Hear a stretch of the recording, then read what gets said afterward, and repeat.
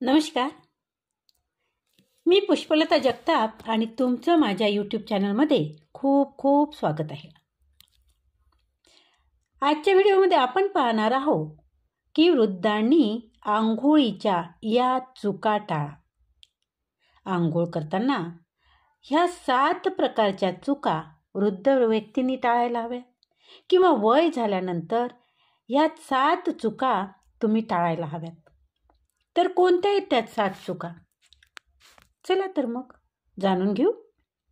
ज्येष्ठांनी आंघोळ करताना टाळाव्यात अशा 7 गोष्टी. आता तुम्हाला सहज वाटलं असेल की आंघोळ करताना कुठल्या चुका होणार आहे आणि काय ह्या गोष्टी तर खूप सोप्या आहे आणि त्यात काय विशेष आहे नाही का? तर खूप महत्त्वाचा आजचा व्हिडिओ होणार आहे. आजचा विषय खूप महत्त्वाचा ठरणार आहे. तर ज्या कुटुंबात ज्या घरात वृद्ध लोक राहतात त्यांच्यासाठी कधी असा विचार केला आहे का की दररोजची एक साधी सवय म्हणजे अंघोळ करणे ज्येष्ठांसाठी कधी कधी जीवघेणी ठरू शकते? हे ऐकून तुम्हाला आश्चर्य वाटलं ना? पण ही वस्तुस्थिती आहे. काय होतं ना की जसं तुमचं वय वाढत जातं त्यामुळे तुमच्या शरीराच्या क्षमतेत बदल होतात आणि आंघोळ करताना केलेल्या काही किरकोळ पण निष्काळजीपणाचे गंभीर परिणाम तुम्हाला भोगा लागू शकते किंवा तुम्हाला त्या परिणामांना सामोरे जावं लागतं. आज आपण या व्हिडिओमध्ये सविस्तरपणे पाहूया की आंघोळ करताना वृद्ध लोकांनी कोणत्या चुका करू नयेत आणि कोणत्या आहेत त्या छोट्या छोट्या निष्काळजीपणा त्यामुळं तुम्हाला मोठ्या धोक्याचं कारण कसं बनू शकतात याविषयीची आपण आज खूप अशी महत्त्वपूर्ण माहिती जाणून घेणार आहोत. त्यामुळे हा व्हिडिओ कुठे स्किप न करता तुम्ही व्हिडिओ शेवटपर्यंत पहा. कारण असं आहे की केवळ एखाद्या ज्येष्ठाचा जीव किंवा प्राण काही गोष्टीमुळे वाचू शकते किंवा कोणत्या चुकी टाळण्यामुळे कोणाचा एखाद्याचा जीव सुद्धा वाचू शकतो. तर त्याच्या जीवनाची गुणवत्ता देखील सुधारू शकते आणि म्हणूनच हा व्हिडिओ कुठेही स्किप न करता तुम्ही व्हिडिओ शेवटपर्यंत पहा. तर बघा काय होतं की जसं आपलं वय वाढत जातं आपलं शरीर आपली नैसर्गिक प्रतिकारक शक्ती किंवा आपण असं म्हणू प्रतिकार क्षमता गमावू लागतं. त्वचा पातळ आणि संवेदनशील होते. आपलं हाडे जे आहे ते हाडे कमजोर होतात आणि संतुलनाची शक्ती देखील पूर्वीसारखी आता राहत नाही. आणि या अवस्थेत दररोजच्या प्रत्येक छोटी मोठी गोष्ट खूप काळजीपूर्वक आपल्याला करावी लागते. आंघोळ करणे हे त्यापैकीच एक आहे बरं. हे काम दिसायला खूप सामान्य वाटतं, खूप साधं वाटतं. ह्यात काहीच आपल्याला महत्त्वाचं किंवा मोठं वाटत नाही. पण तरीही हे खूप महत्त्वाचं ठरतं. ज्येष्ठांसाठी त्यात अनेक धोके मात्र दडलेले असू शकतात. आता त्यातील नंबर 1 काय आहे? तर पाण्याचे तापमान. काय होतं? आंघोळीच्या पाण्याचं तापमान सुद्धा आपल्या शरीरावर फरक पाडू शकतं. वृद्धांची त्वचा ही नाजूक होते आणि त्यांच्या नसा सुद्धा खूप संवेदनशील आता बनतात आणि अशावेळी खूप थंड पाणी शरीराला धक्का देऊ शकतं किंवा शरीराला धोका देऊ शकतं, ज्यामुळे अचानक रक्तदाब कमी होऊ शकतो किंवा रक्तदाब अचानक खूप वाढू सुद्धा शकतो आणि ही स्थिती हृदयविकाराचा झटका किंवा स्ट्रोक सारख्या समस्यांना जन्म देऊ शकते. आता फक्त थंड पाण्याचाच नाही प्रश्न, तर अति गरम पाणी सुद्धा त्वचेतील नैसर्गिक ओलावा काढून घेतं आणि ज्यामुळे त्वचेला जळजळ होते, खाज येते आणि जास्त कोरडेपणाची समस्या निर्माण होऊ शकते. आणि म्हणून आंघोळीसाठी तुम्ही कोमट पाण्याचा वापर करणे सर्वात चांगले आहे. आणि उन्हाळ्यात थोडं थंड आणि हिवाळ्यात थोडं गरम पाणी ज्येष्ठांसाठी सर्वात सुरक्षित असतं. आता बघूया नंबर 2 ओल्या फरशीवर उभे राहून अंघोळ करणे. ही गोष्ट आपल्याला किती सामान्य वाटू शकतं. आता अंघोळ करताना ओली फरशी तर राहणार, जरूर ओली फरशी जरूर राहणार. परंतु तुम्ही जेव्हा अंघोळ करताना उभं राहून अंघोळ करता तेव्हा मात्र तिथे धोका तुम्हाला निर्माण होऊ शकतो. तर बाथरूममध्ये ओल्या फरशीवर उभं राहून जेव्हा अंघोळ करण्याबद्दल आपण बोलतो तेव्हा ओली फरशी आणि साबणाचे मिश्रण त्या फरशीवर साचतं आणि त्यामुळं काय होतं की ज्येष्ठांसाठी हे एक अतिशय मोठा धोका बनू शकतं. एक छोटीशी तुम्ही पाय घसरणं देखील खूप गंभीर दुखापत करू शकतं किंवा हाड मोडण्याचं तुमचं कारण बनू शकतं. डोक्याला दुखापत होऊ शकते आणि अधिक जीवघेणी सुद्धा ती होऊ शकते. आणि मग अशा परिस्थितीत सर्वात चांगला उपाय म्हणजे बाथरूममध्ये अँटी स्किड मॅट्स अंथरणे आणि भिंतीवर पकडण्यासाठी मजबूत हँडल लावणे. आता काय होतं की वयोवृद्धांनी उभं राहून अंघोळ करण्याऐवजी स्टूलचा वापर करा किंवा खुर्चीवर बसून अंघोळ करा किंवा खाली बसून आरामात तुम्ही अंघोळ करू शकता. यामुळे संतुलन सुद्धा तुमचं राखलं जाऊ शकतं आणि पडण्याचा धोका मात्र कमी होऊ शकतो, नाही का? बरोबर आहे ना? तर आता बघूया नंबर 3. नंबर 3 आहे ते उपाशी पोटी अंघोळ करणे. ही एक मोठी चूक आहे जे वयोवृद्ध लोकांसाठी नेहमी करतात वयोवृद्ध लोक. ते म्हणजे उपाशी पोटी अंघोळ करणे. अनेक वयोवृद्धांना सकाळी उठल्याबरोबर लगेच अंघोळ करण्याची सवय असते, पण उपाशी पोटी अंघोळ करणे शरीरासाठी एक मोठा धक्का किंवा मोठा धोका असू शकतो. यामुळे काय होते की रक्तातील जे साखरेची पातळी ते कमी होऊ शकते आणि रक्तदाब असंतुलित होऊ शकतो, ज्यामुळे चक्कर येणे, अशक्तपणा जाणवणे किंवा बेशुद्ध होण्यापर्यंतची वेळ सुद्धा येऊ शकते. विशेषतः ज्या ज्येष्ठांना मधुमेह आहे त्यांच्यासाठी ही सवय खूप धोकादायक असू शकते. या स्थितीपासून वाचण्यासाठी सर्वात चांगला मार्ग म्हणजे काय आहे माहित आहे का? तर अंघोळ करण्यापूर्वी तुम्ही थोडासा हलका नाश्ता किंवा कमीत कमी एखादं फळ नक्की खा. यामुळे तुमच्या शरीराला ऊर्जा मिळते आणि अंघोळ करताना अस्थिरता जी आहे ती अस्थिरता जाणवत नाही. आता बघूया नंबर 4. डोक्यावर अचानक पाणी घेणे. ही सवय आपल्याला अगदी सामान्य वाटू शकते, पण सगळ्यात धोकादायक ही सवय आहे. डोक्यावर अचानक पाणी घालणे. बहुतेक लोक सर्वात आधी डोक्यावर पाणी घालतात आणि मग शरीराच्या इतर भागांवर. पण ज्येष्ठांसाठी ही पद्धत अतिशय धोकादायक सिद्ध होऊ शकते. थंड पाणी डोक्यावर घातल्याने मेंदूच्या नसा आकुंचित होतात, ज्यामुळे चक्कर येऊ शकते किंवा बेशुद्ध सुद्धा होऊ शकतात. यापासून वाचण्यासाठी एक खूप सोपा मार्ग आहे, ते म्हणजे अंघोळ करताना आधी हात पायावर हळूहळू पाणी घाला आणि मग छाती आणि पाठीवर आणि शेवटी डोक्यावर पाणी घाला. पाण्याची धारही जोरदार नसावी, तर हलकी आणि नियंत्रित असावी. आता 5वी गोष्ट म्हणजे जास्त वेळ अंघोळ करणे. तर यातील एक अतिशय महत्त्वाची गोष्ट म्हणजे अंघोळीचा कालावधी. काही ज्येष्ठांना अंघोळीत जास्त वेळ घालवण्याची सवय असते. ते पाण्याच्या धारेखाली उभे राहून तासभर आरामाचा अनुभव घेतात, पण ही सवय शरीरासाठी हानिकारक आहे. जास्त वेळ पाण्यात राहिल्याने त्वचेचा नैसर्गिक ओलावा नष्ट होतो आणि ती आणखी कोरडी होते. याशिवाय शरीराचे तापमान असंतुलित होऊ शकतं, ज्यामुळे ज्येष्ठांना थंडी वाजून येणे किंवा श्वास घेण्यास त्रास होण्यासारखे समस्या सुद्धा उद्भवू शकते. आणि म्हणून अंघोळ 10 ते 15 मिनिटाच्या आत पूर्ण करणे सर्वात चांगले आहे. आणि या कालावधीत केवळ आरोग्यासाठी योग्य नाही, तर ऊर्जेचीही ती एक बचत आहे. आता बघूया नंबर 6. एकटे अंघोळ करणे. ही एक अतिशय महत्त्वाचा मुद्दा आहे. किंवा कोणाच्याही आधाराशिवाय एकटे अंघोळ करणे. जर एखाद्या ज्येष्ठ वयाची 75 त्यांनी पार केलेली आहे किंवा कोणत्याही आजारामुळे ते अशक्तपणा त्यांना जाणवत असेल तर त्यांनी बाथरूममध्ये एकटे अंघोळ करणे टाळावे. अशा वेळी कुटुंबातील एखाद्या सदस्यांची त्याने मदत घेणे खूप आवश्यक आहे.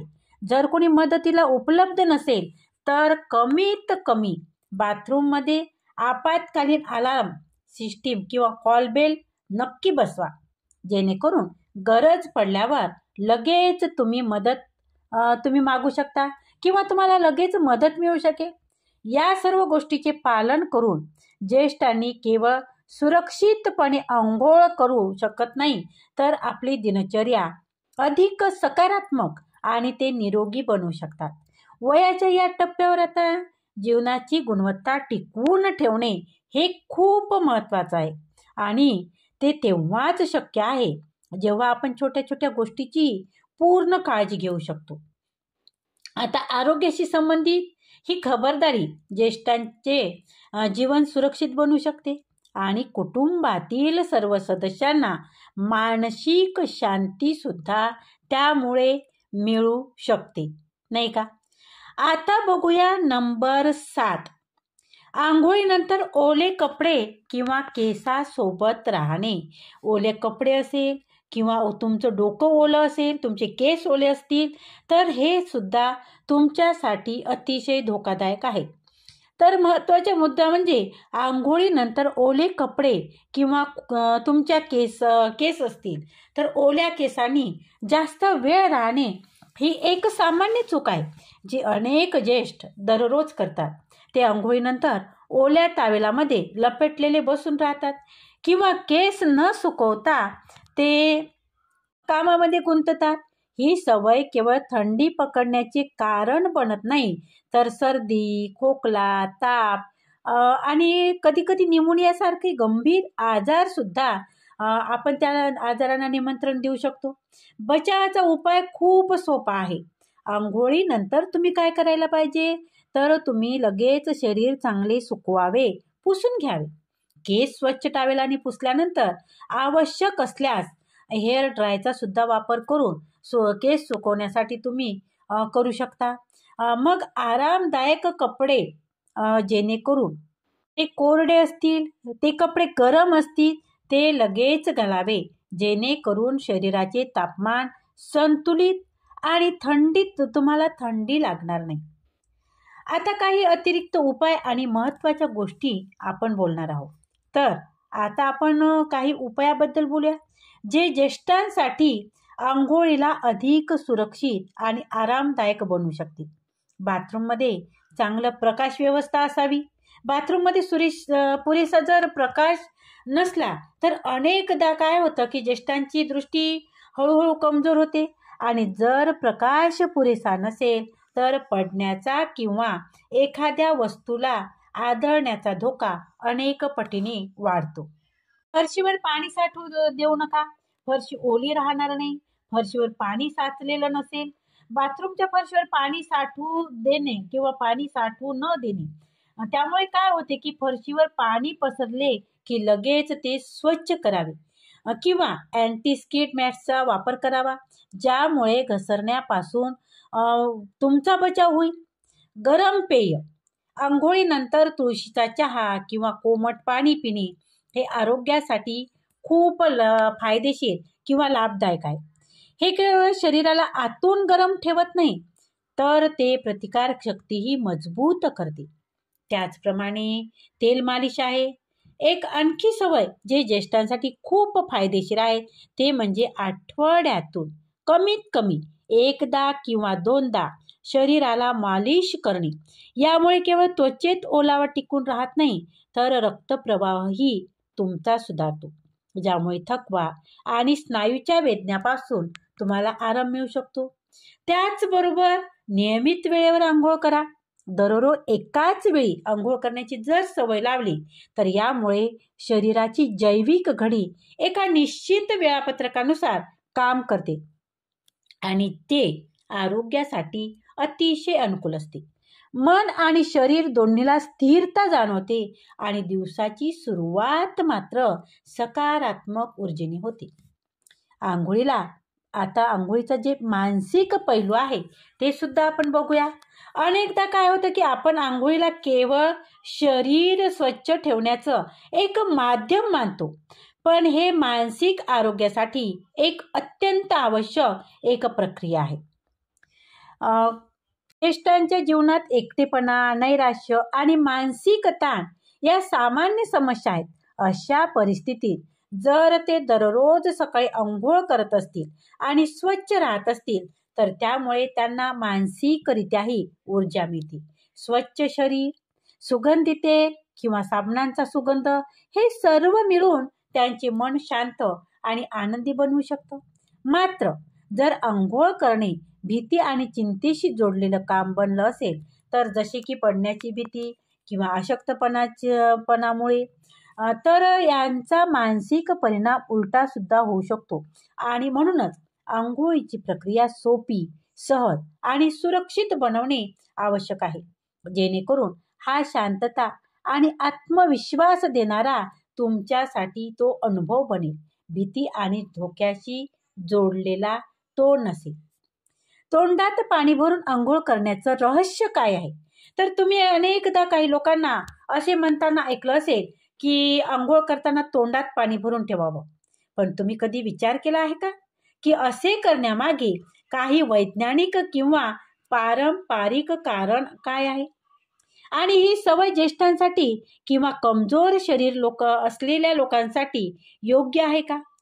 चला, या रहस्यावरून आपण पडदा काढूया आणि समजून घेऊया की तोंडात पाणी भरून अंघोळ करण्याच्या सवयीमागे सत्य काय आहे, त्याचे फायदे काय असू शकतात आणि कोणत्या परिस्थितीत ते हानिकारक सुद्धा असू शकतात. तर तोंडात पाणी भरून अंघोळ करणे म्हणजे काय? तर जेव्हा एखादी व्यक्ती अंघोळ करण्यापूर्वी आपल्या तोंडात पाणी भरून ठेवते आणि मग डोक्यावरून किंवा शरीरावर पाणी घालते, तेव्हा त्याला तोंडात पाणी भरून अंघोळ करणे म्हणतात. ही सवय विशेषतः भारतीय परंपरेशी जीवनशैलीत दिसून येते, खास करून थंड पाण्याने अंघोळ करणाऱ्या लोकांमध्ये. तर याचं कारण काय आहे? तर आयुर्वेद आणि योगाच्या अनुसार तोंडात पाणी भरून अंघोळ केल्याने शरीराच्या आत आणि बाहेरच्या तापमानात संतुलन राखले जाते. जेव्हा तुम्ही अचानक थंड पाणी डोक्यावर घालता तेव्हा मेंदूच्या नसा आकुंचित होऊ शकतात आणि ज्यामुळे डोकेदुखी होणे, चक्कर येणे किंवा बेशुद्ध होऊ शकतात. तर तोंडात पाणी भरल्याने तोंडाच्या आतले तापमान डोके आणि चेहऱ्यावर घातल्या जाणाऱ्या पाण्याच्या तापमानासोबत एक प्रकारचं बॅलन्स राखते. हे विशेषतः तेव्हा फायदेशीर मानले जाते जेव्हा पाणी खूप थंड असेल आणि हवामान गरम असेल किंवा शरीर गरम असेल. तर ह्या कारणामुळे तोंडात पाणी धरणे, अंघोळ करणे हे खूप महत्त्वाचं आहे. आता बघूया मानसिक आणि शारीरिक फायदे काय आहेत. मेंदूवर अचानक धक्का नाही.